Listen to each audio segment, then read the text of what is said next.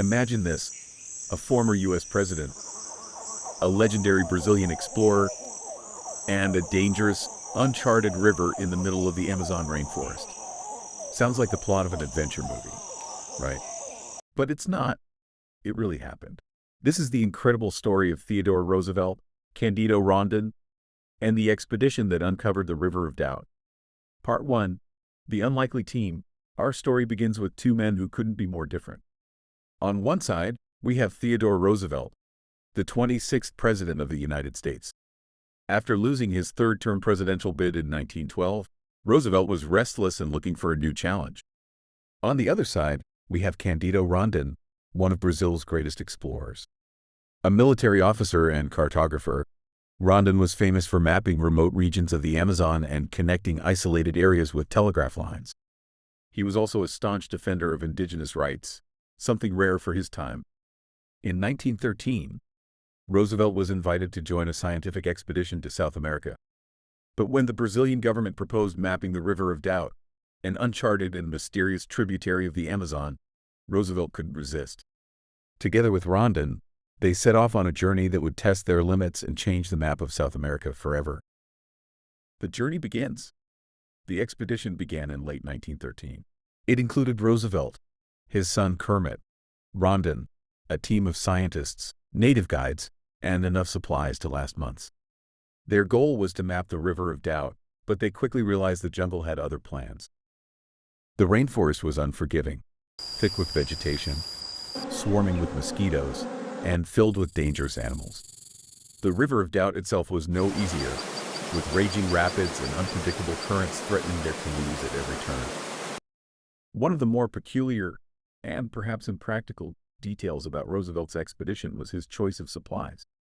While most explorers would pack light and focus on practical necessities, Roosevelt brought along luxurious items like honey and marmalade.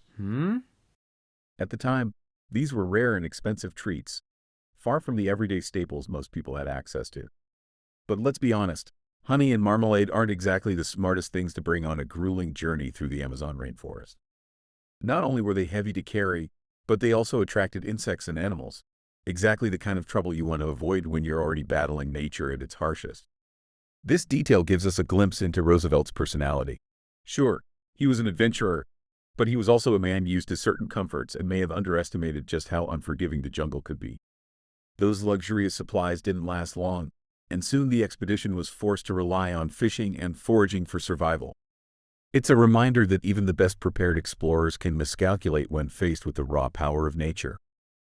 Betrayal and desperation in the jungle. Life in the jungle was grueling, and as the days stretched on, supplies grew scarce. The men were starving, becoming thinner and weaker with each passing day. Except for one, Julio, one of the guards assigned to protect the expedition. He wasn't losing weight like the others, and suspicions began to grow. One day, another member of the team, Simplicio, caught Julio stealing from the group's dwindling supplies. Simplicio immediately ran to report the theft, but Julio, in a moment of desperation, grabbed a rifle and shot him. The shot echoed through the jungle, silencing Simplicio forever. Realizing what he had done, Julio fled into the jungle, abandoning the group and his rifle. For days, the expedition continued without him, navigating the river and struggling to survive. But then, as they paddled down the river, they spotted a familiar figure, Julio. He was perched in a tree overhanging the river, weak, exhausted, and begging for forgiveness. He pleaded to be rescued, but the group, haunted by what he had done and knowing the risk of taking him back, made the difficult decision to leave him behind. As their canoes drifted downriver, Julio's voice faded into the jungle. Encounters with indigenous tribes. As the expedition journeyed deeper into the Amazon, they entered territories inhabited by indigenous tribes, some of whom had never seen outsiders before, let alone white men. Fortunately, Candido Rondon had a deep understanding of the region and its people. During his previous work installing telegraph lines, Rondon had established relationships with some of the tribes, and his respectful approach helped avoid conflict. However, not all encounters were peaceful. At one point, an arrow was fired toward the group, narrowly missing them. Rondon examined the arrow and realized it came from a tribe he had never encountered before, one that could be potentially hostile. Knowing the risks, the group decided to retreat rather than risk provoking an attack. Throughout the journey, Rondon and Roosevelt made it a priority to respect the indigenous peoples they encountered. They understood that they were traveling through the tribe's ancestral lands and insisted on avoiding violence whenever possible. For Rondon, this wasn't just a strategy. It was a principle. He believed in navigating the jungle on the tribe's terms and avoided any actions that could harm or disrespect them. This respectful approach likely saved the expedition from greater dangers. Part 3. As the team ventured deeper into the jungle, things went from bad to worse. They lost one of their canoes to the rapids, along with critical supplies. Food became scarce, forcing them to rely on fish and wild plants. And then, disaster struck. Roosevelt injured his leg, which quickly became infected. Malaria and exhaustion took their toll, and at one point, Roosevelt was so weak that he begged the team to leave him behind. But they refused, especially his son, Kermit, who helped carry him through the toughest parts of the journey. Meanwhile, Rondon proved why he was a legend.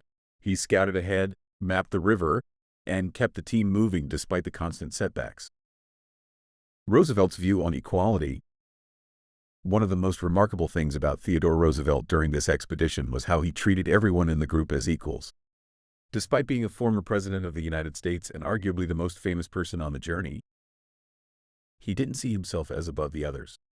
Roosevelt believed that a person's value wasn't determined by their status, race, or background, ideas that were groundbreaking for his time. To him, what mattered was hard work, character, and a willingness to contribute to the group's survival. He often sat on the ground with the workers, sharing meals and stories, and spoke to them with the same respect and kindness he showed to his son, Kermit or Candido Rondon. It didn't matter if someone was carrying supplies, navigating the river, or leading the expedition. If they did their job and helped the team, Roosevelt considered them his equal. Roosevelt's ability to connect with everyone on the expedition, regardless of their role or background, earned him the loyalty and admiration of the team. Part 4. Success and Legacy. After weeks of grueling travel, the expedition achieved its goal. They successfully mapped the River of Doubt, providing critical geographic and scientific data. In recognition of Roosevelt's bravery, the river was renamed the Roosevelt River, a tribute that remains to this day. As for Rondon, he continued his work as one of Brazil's greatest explorers and humanitarians. He dedicated his life to protecting indigenous cultures and connecting the Amazon with the rest of Brazil. Today, the state of Rondonia bears his name. Closing thoughts. The Roosevelt-Rondon expedition wasn't just a story of survival. It was a story of discovery, resilience, and cooperation between two extraordinary men. Their journey not only revealed the secrets of the Amazon but also inspired future generations of explorers. So, what do you think? Would you have joined Roosevelt and Rondon on this insane journey? Let me know in the comments. And if you enjoyed this adventure, make sure to like, subscribe, and share this video. Thanks for watching, and until next time, stay curious.